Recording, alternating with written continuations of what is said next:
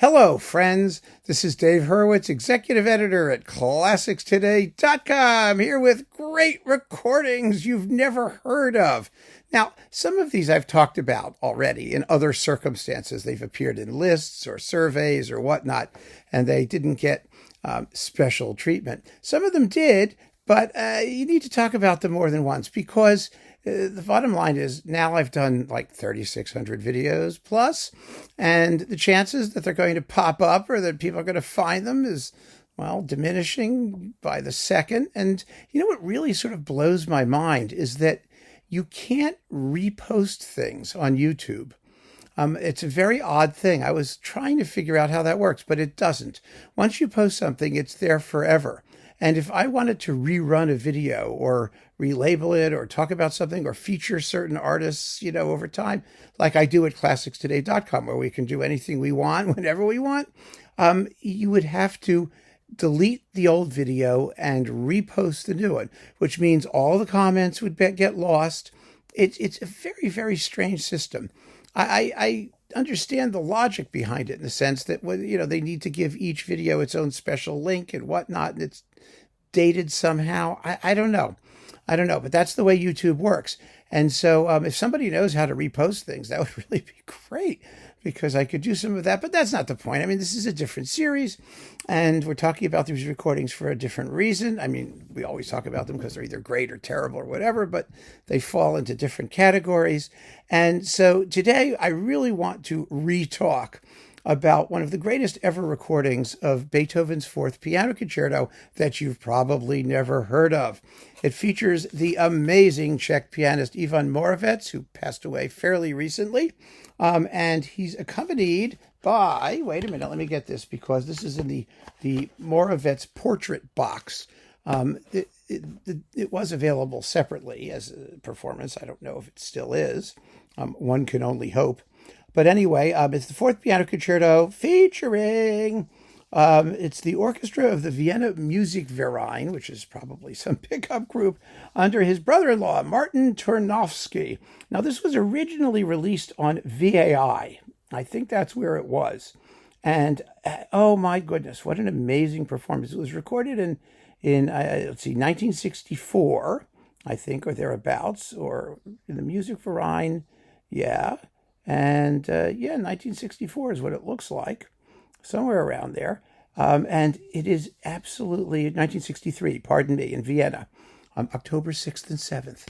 It is absolutely glorious, amazing, an incredible performance. Moravec had a pedigree. If you don't know who he was, here, let me hold this up. That's how you spell it. Take a look. I'm holding it here for a bit. Moravec was unquestionably one of the great pianists of the 20th century. And as I pointed out many times, one hell of a nice guy, very, very sweet man, an incredible perfectionist. He was obsessed with perfection of sonority. I mean, he would tune his own pianos and all that stuff, that kind of thing, if he needed to. He was capable of it. And he had a rather limited repertoire that he recorded. He played much more than he recorded, but he practiced incessantly. And his teachers, Walter Gieseking, was one of his mentors, and Michelangelo. Two of the great pianistic perfectionists, one for touch and tone, that was Gieseking, and Michelangelo for like everything else, obsessive compulsive perfectionism.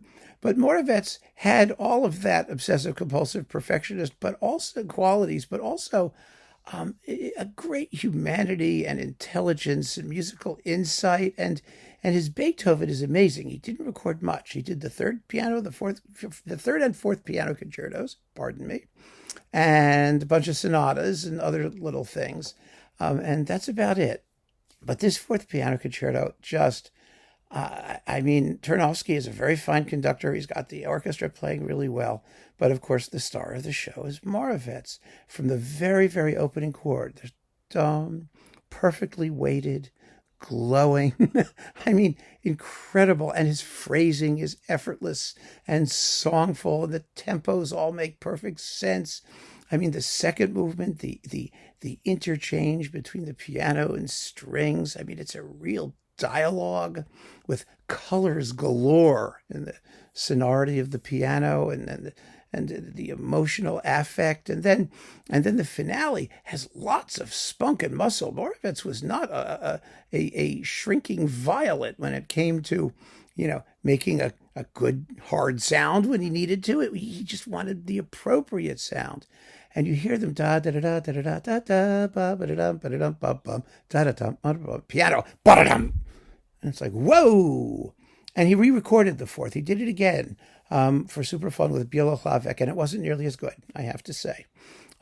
So I think that, it just goes to show that even perfectionists are perfect at different levels of perfection when they decide to be perfect. But the one to get is the one with Turnovsky and the Orchestra of the Musikverein, whatever that is.